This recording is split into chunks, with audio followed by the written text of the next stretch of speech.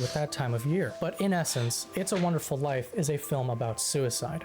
A brutally honest one. In a time when people are thinking about a Christmas dinner, presents, and mistletoe, this film throws a curveball into that warm and fuzzy picture, and somehow it makes it work really well. This film explores a struggle that all of us have experienced at some point, myself included. This is not just a Christmas movie. This is the story of a man who risks it all and loses everything.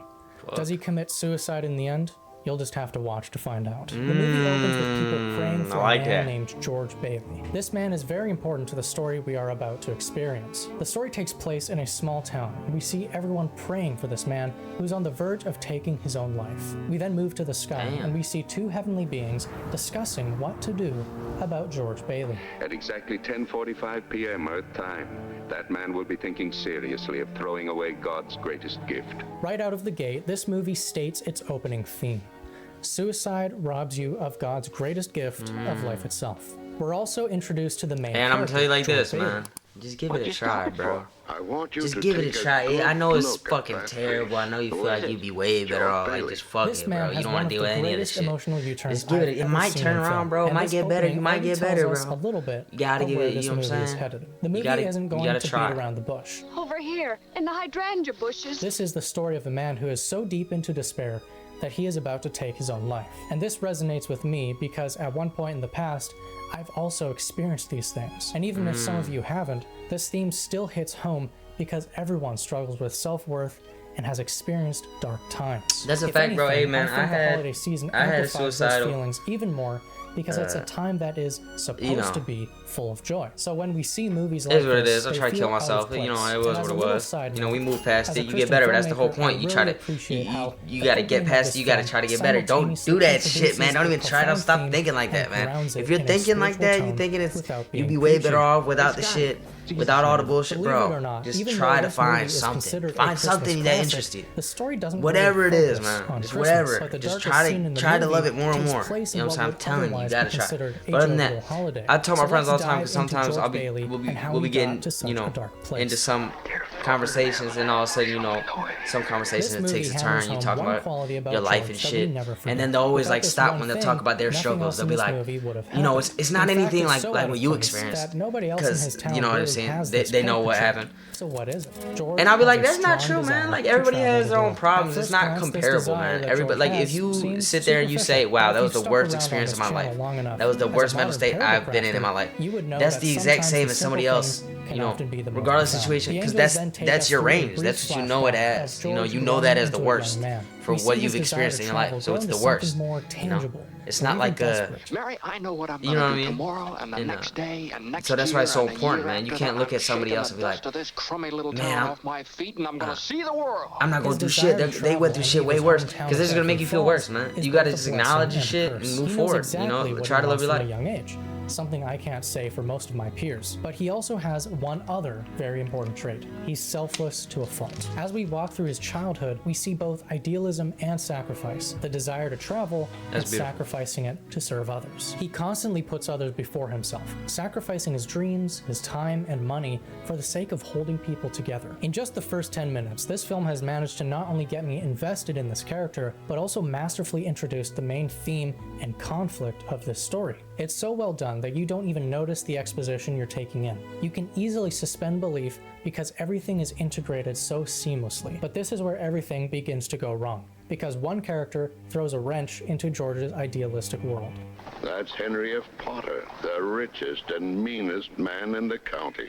With our main hero introduced, it's only fair that we give him a villain to battle, and that comes in the form of Henry F. Potter, a very rich and very mean-spirited man. His entire goal is to ensnare the town of Bedford Falls and squash anything or anyone that gets in his way. Want to guess who gets in Potter's way? That's right, George Bailey. George was the only one who stood up to Potter, and it quickly grew into a heated rivalry, one that will determine the fate of the town. Remember earlier how I said George wants to see the world? When Potter arrived on the scene, George's fate was uncertain because he knew he couldn't just leave the town to crumble underneath Potter's iron grip, a grip that would soon turn the town into a bleak metropolis if George wasn't there to stop him. But if that's all that happened, the film would be pretty uninteresting. But it does get darker, and within that darkness is a thread of hope.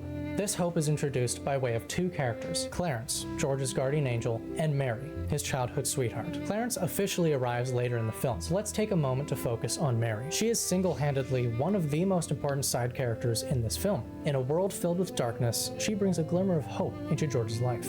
And I think you see where I'm going with this. George and Mary have one of the most wholesome and hopeful romances I've seen in a long time. Mary brings a sense of hope into George's otherwise cynical and dark world. And we'll come back to her later, because she ends up playing an instrumental role in George's redemption. Mr. and Mrs. Martini, welcome home. Jumping forward, a bit, the now married couple create a new part of town in an attempt to pull people out from Potter's grasp. Dozens of the prettiest little homes you ever saw. 90% owned by suckers who used to pay rent to you. Potter is fuming when he hears about this, and he decides he has no choice but to incapacitate George completely. The camera slowly moves in as we see the gears turning in Potter's mind. Whatever he's planning, it's gonna hit George where it hurts. And we don't have to wait long to find out what that is. Bailey family's been a boil on my neck long enough. Potter calls George to his office, and what they discuss next changes everything. You have been stopping me. And as anyone in this county can tell you, that takes some doing. Well, what's your point, Mr. Potter? The point is, I want to hire you. I'll start you out at $20,000 a year. No, wait a minute here. You sit around here and you spin your little webs and you think the whole world revolves around you and your money. Well, it doesn't, Mr. Potter. This is where George feels despair tightening, and it's about to get even worse. With no one else to stand up against Potter, George's fate is now sealed as the sole protector of Bedford Falls. But Potter's words haunt him because he knows he's powerless. Potter has leverage that George doesn't have. We continue on as one of the angels narrates. They're still watching over him, and when the time comes, George's guardian angel will take the lead.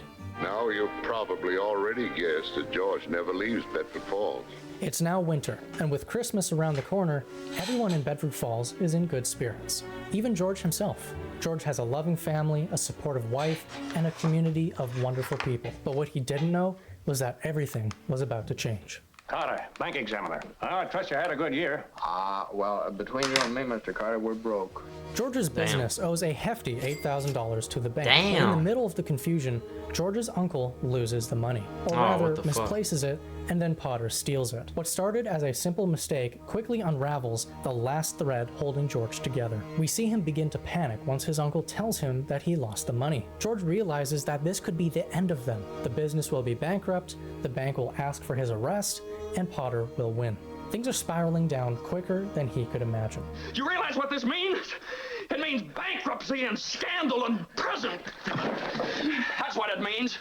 One of us is going to jail. Well, it's not going to be me. He knows that Potter finally has what he wants. His most fierce rival is now backed into a corner. At the beginning, we saw a man with a fierce desire to travel the world, a world full of wonder and adventure. But now that same man is no longer recognizable, crushed by the greed of a warped old man. Even in this, a thread of hope begins to appear, a small prayer as the world collapses around them. Is Daddy in trouble? Yes, Pete. Shall I pray for him? Yes, Jenny, pray very hard.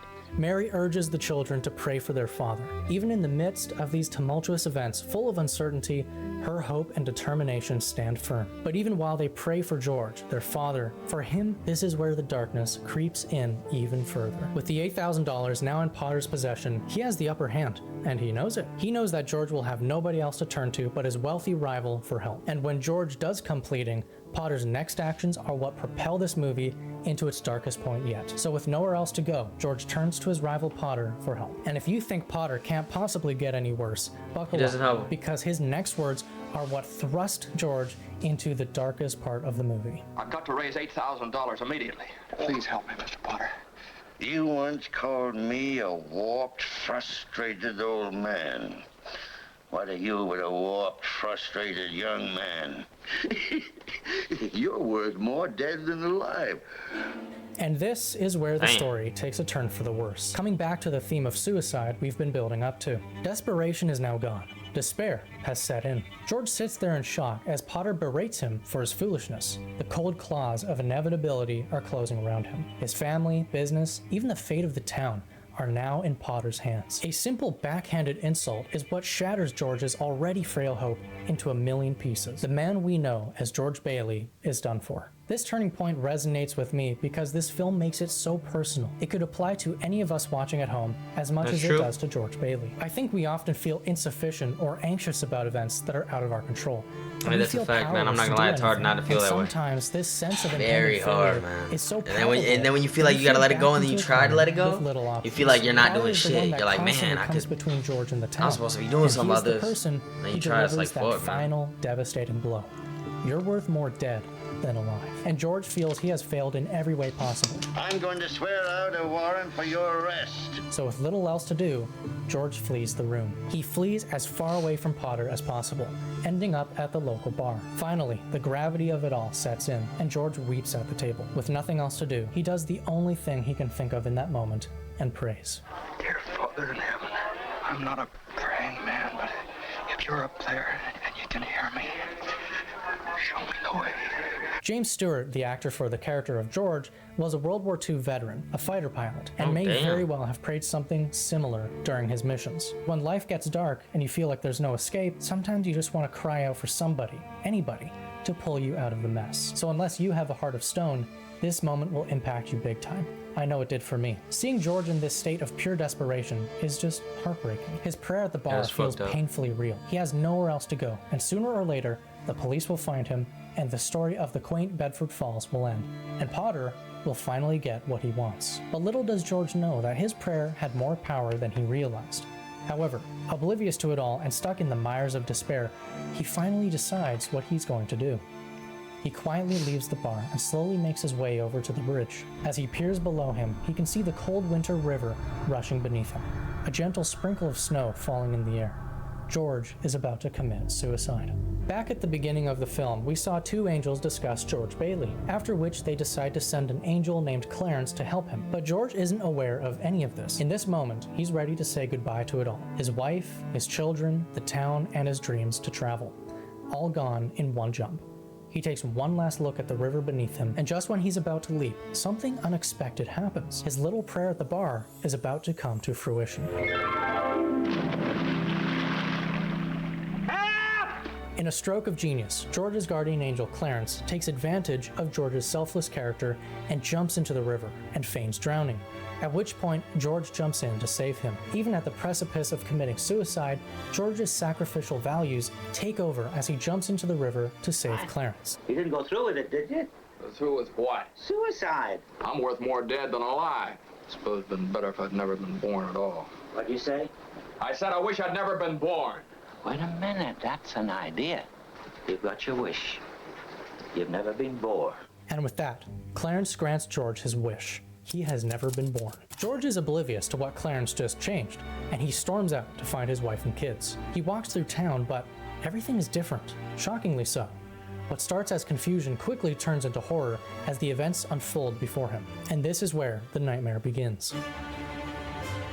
Damn, alright, now I'm seeing what he was saying. Jeez. Bedford Falls, fights? the That once fucking sign say welcoming town, fights? has changed Oh, for the maybe worse. like a bison. Because George wasn't alive to stop him, Potter has won, and he's turned it into a sinner's paradise. Then why am I seeing all these strange things? Don't you understand, George? It's because you were not born. Well, if I wasn't born, who am I? You're nobody. You've been given a great gift, George. A chance to see what the world would be like without you. At first, George is disbelieving. He doesn't think what he's seeing is real. But what happens next shocks him to his core. Just tell me where my wife is. She's an old maid. She never married. Mary, the loving and supportive wife he'd married, doesn't even know him in this horrible alternate reality. And at that moment, George finally puts the pieces together. Clarence is not showing him a fantasy, but the truth, what the world would look like without him. The quiet and idyllic town of Bedford Falls has become a vision of hell. In this alternate reality, Potter has won. After seeing all of this, George finally understands. He had never realized how much good he had until he suddenly lost it. The moment of realization and gratitude from George when he comes back from the alternate reality is one of the most notable emotional U-turns in cinema. From sorrow to gratitude, from tragedy to miracle. Joy that was born out of the depths of despair. Help me, Clarence! Get me back to my wife and kids! I want to live again. This movie strikes me as deeply personal. It strikes at the core of our identity. Am I valuable? It's a Wonderful Life answers with a resounding yes. A reminder we need but rarely think about. This movie teaches us that every person's life carries immeasurable worth. Human life has profound value, and you have no idea what impact your life will have on others. And ultimately, God can use our darkest moments and pain to mature us into even better people and impact those around us. Our pain and growth can become the catalyst for inspiring others. In many ways, this movie showcases a character with high ideals, which, in my opinion, is not a bad thing at all. I think the ideal is something we ought to strive for. In art, in relationships, in architecture, everything. And as a Christian, I believe that there's something beautiful in the ideal, because beauty reflects our Creator. But this is not a one-dimensional film. The story, while filled with fun beats and enjoyable moments, also covers one of the darkest themes we can relate to, and I would go even as far to say that it more than pulls its own weight in the 21st century. In fact, it's had such a great impact that a festival is hosted every year in its honor. But the story doesn't end there. The town rallies to help George raise money to pay the enormous debt to the bank. Potter's plan to ruin George is about to end. Mary! Well, hello, Mr. Bank Examiner. George! George, darling, quick, they're on their way. All right. Come in, Uncle Billy. Everybody in here. George! Remember how I said we'd come back to George's wife? She's one of the key pieces here.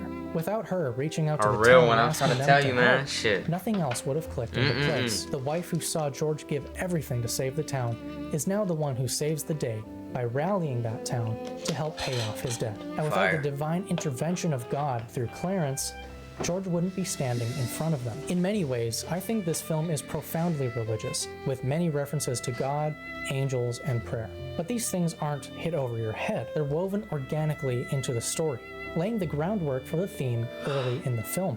At last, the movie comes to a close as George reads a note from Clarence. No man is a failure who has friends. Movies that make an impact ask quiet yet profound questions. How would life look if I didn't exist is one we've all asked at some point. And this film forces us to examine ourselves and inspires true gratitude for God's greatest gift of life itself. George learns that his life has meaning, not because of his success or failure, but because of the life and faith he's surrounded by. In fact, the movie never tells us if he fulfills his dream of traveling the world. The best thing that we can do as artists is bring people on a journey of questions and let them answer them. For my part, I walked away from this movie with much more gratitude for the life I've been given. Christmas isn't really a time we think about watching dark movies, but maybe, just maybe, it's the perfect time for them because they cause us to reflect on the good that we have been given. Sometimes all you need is a shift in perspective, and this movie does just that. May you have a wonderful Christmas. Stay creative. Hey man, we're past Christmas, but I have a good one this year. Big brother George. We're quite a ways away. It's all good though. That was a great analysis.